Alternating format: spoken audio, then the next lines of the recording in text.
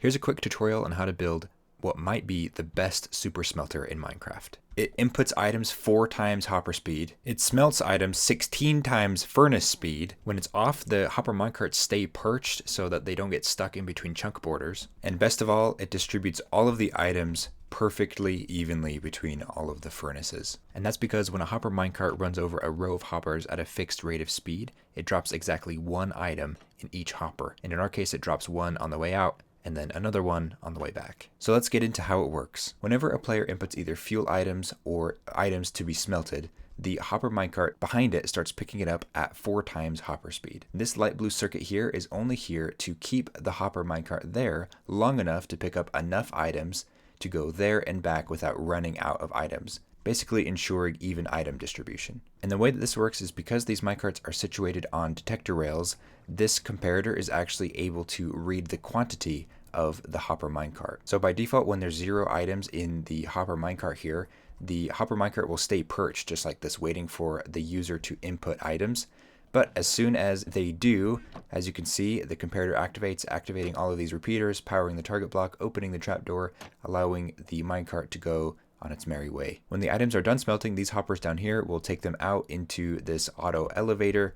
This is just a smart dropper system in blue here, and a water elevator, taking them back up to our platform, making it really easy to retrieve our smelted items. So that's a quick synopsis on how it works. Let's get into the building tutorial. Here is the building materialist. Feel free to pause the video now to get these numbers down, or you can check the description down below. I'll link it there as well if that's easier. Note that these wool blocks can be any solid block. I'm just using the different colors of wool for clarity in the tutorial.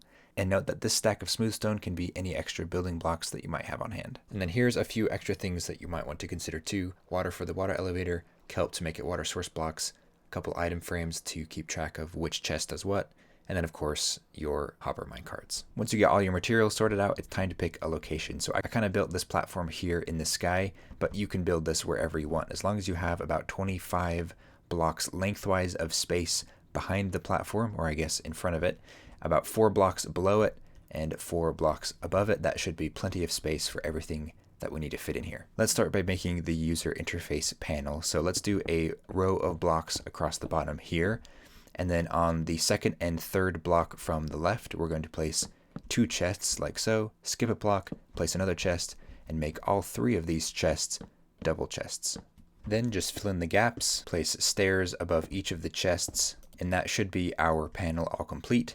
The fuel will go in the far left chests, the input items will go into the middle chest, and of course the output items will end up in the far right chest. Next, I think it'd be smart to jump down here and fill this gap in and bring it down maybe 1 or 2 blocks just to give us somewhere to place blocks in the future. And the future is now, because we're going to locate both of our input chests 2 blocks below both of those, put 2 solid blocks, extend the middle one out 3 blocks, and the outside one lower it down, and then extend it out 3 blocks like so. And this is where our furnaces will live, so place a temporary block in between the last 2 wool blocks here, and then place all 16 furnaces in a row like so. Once you got all of the furnaces in, go around the back of them and place 1 hopper pointing into the back of each furnace. And then for the output hoppers, we want to come down here to the bottom, place another temporary block here, and place a row of hoppers pointing into each other on the bottom of each furnace. At this point, we should have 16 furnaces, 16 hoppers below that all pointing left,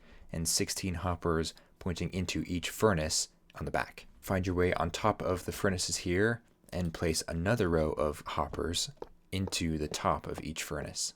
Once you got all of the top hoppers in, we're going to come to the end of the furnace row, extend each hopper level with 2 solid blocks, and then raise each of those rows by 1 block like so. So we have something that looks a little bit like that. Now it's time to put in some rails, and depending on which way you're facing, you might get some weird behavior like this. If this happens to you, just put an extra block of rail that goes past it temporarily, and they won't connect with each other, and then after you can come in and replace that block with a solid block, and you should be all good to go. You're going to want 7 powered rails, and then 4 normal rails, and then powered rails again up until the very last block on the other side. This block will be a detector rail, and then you just want to copy that exact layout on the one below it as well. And this is 3, so I'll just make that 4. And this is happening again, so okay, got to do this one first, and then we can come down and do, well, now this is 5. Okay, this one first, and then we do this one all the way to the end, and a detector rail at the end. Goodness gracious, I didn't even fix it. Gotta go in and do it manually like this. Okay, so you should have 7 powered rails, 4 normal rails, the rest powered rails, and then 2 detector at the end. Now we gotta make sure that all of these powered rails are in fact powered. So somewhere in the middle of the powered rails, I just like to place a solid block and a torch on it. Same thing over here, solid block and torch. It doesn't really matter where you place this as long as all of the powered rails are powered. Now we're gonna do something really peculiar with these 2 detector rails. We're gonna break these 2 blocks in front of it, put any rail up on this block, and then break those 2 rails so that we have slanted detector rails like that. Now it's time for the fun redstone stuff. So directly next to the detector rail, those are block, place a solid block below that one and a comparator facing outward from the detector rail. And we want this comparator to be facing directly into a solid block. So we're just gonna do something like that and then go down again and extend this out 1, 2, 3, 4, 5 blocks from there. On 4 of these blocks, we want 4 repeaters, and then on the last one, we want a redstone dust. So we're just going to go like this, each of them set to 4 ticks of delay. On the last one, like I said, a redstone dust. Now what we want to do is take this signal that will come through these repeaters and circle it back to our circuit here. So we're just going to build up a little bit and directly adjacent 4 blocks like this, and then 1 redstone dust to take the signal up, 2 more repeaters, and then another redstone signal at the end, and make sure to set these repeaters to maximum delay as well. And finally, we're going to place a target block directly adjacent to the redstone dust so that it turns that sharp corner and powers the target block. So this is what our redstone should be looking like so far. We have the comparator going into a solid block and then into a total of 6 repeaters, all set to maximum delay. And that should be turning that corner into the target block, which will power it. And next, we just want to copy that exact same thing on the other side. So now you should have something that looks exactly the same on the other side as well. The last couple blocks we're going to place are going to be our iron trap doors, and they will go here on the target blocks. Make sure that they are on the bottom and not the top like that, because if they're on the top, they won't keep the hopper minecarts in place. And now, as soon as you place in 2 hopper minecarts here, you have a fully functional super smelter. At this point, all of the smelted items will end up here in this last hopper. And of course, you could use your favorite item elevator to get them up to that chest up there.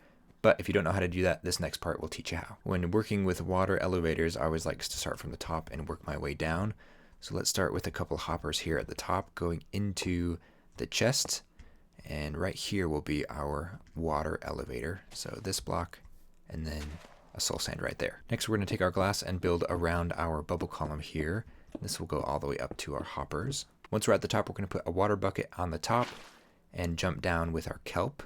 And we're going to place kelp all the way from the bottom to the top. Next, we'll raise the glass just a little bit, keep it from spilling everywhere when we eventually place this water bucket right here. So that's just going to keep all the items and all the water in place.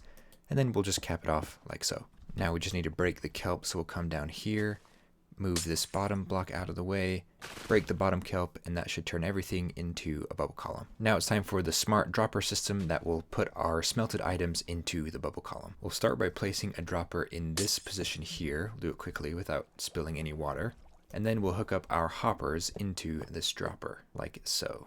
Using blue wool or again any solid block, we're going to create a smart dropper system. The bottom half of which looks like this. We just have 2 comparators. One is set to subtract mode. This one in specific is set to subtract mode.